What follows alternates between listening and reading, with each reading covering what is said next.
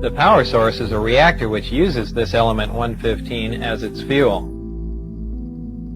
Inside the reactor, element 115 is bombarded with a proton, which plugs into the nucleus of the 115 atom and becomes element 116, which immediately decays and releases or radiates small amounts of antimatter. The antimatter is released in a vacuum into a tuned tube, which keeps it from reacting with the matter that surrounds it. It is then directed towards a gaseous matter target at the end of the tube. The matter and antimatter collide and annihilate, totally converting to energy. The heat from this reaction is converted into electrical energy in a near 100% efficient thermoelectric generator. This is a device that converts heat directly into electrical energy. This particular disc appeared to be in excellent condition, and because of its sleek appearance, I nicknamed it the Sport Model. The Sport Model is about 16 feet tall and 40 feet diameter. The exterior skin of the disc is metal, which is the color of unpolished stainless steel. The Sport Model sits on its belly when it's not energized.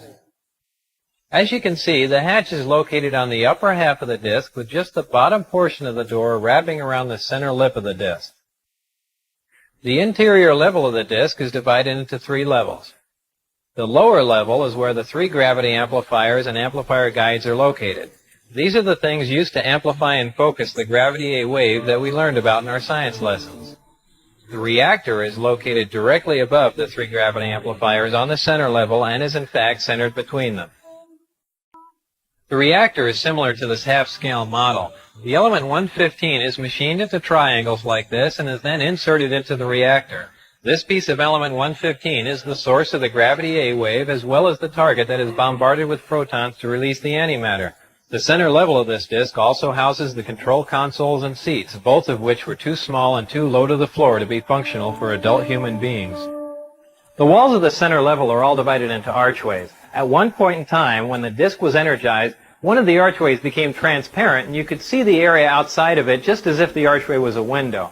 After the panel had been transparent for a while, a form of writing, which was unlike any alphabetic, scientific, or mathematical symbols I've ever seen, began to appear on the transparent archway. I was never given access to the upper level of the disc, so I can't enlighten you as to what the porthole-like areas are, other than I can assure you that they're not portholes. The S4 installation is built into the mountain and the 9 hangar doors are angled at about 60 degrees. These doors are covered with a sand-textured coating to blend in with the side of the mountain and the desert floor. My ID badge had a white background with 1 light blue and 1 dark blue diagonal stripe in the upper left-hand corner. At the bottom of the badge, there were letters and numbers designating various areas, including S4. The hangar was equipped with typical tools and extensive electronic equipment. The gravity amplifiers of the disc can be focused independently, and they are pulsed and do not stay on continuously. As you can see, as the output of the gravitational field from the amplifiers becomes more intense, the form of space-time around the disc not only bends upward, but at maximum distortion actually folds over into almost a heart shape around the top of the disc. The program out at Area S4 consisted of 3 projects: Project Galileo, Project Sidekick, and Project Looking Glass.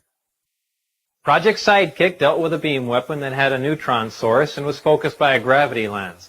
Project Looking Glass dealt with the physics of seeing back in time. I would randomly be taken into a small room which contained a table, a chair, and 120 or so briefings in blue folders.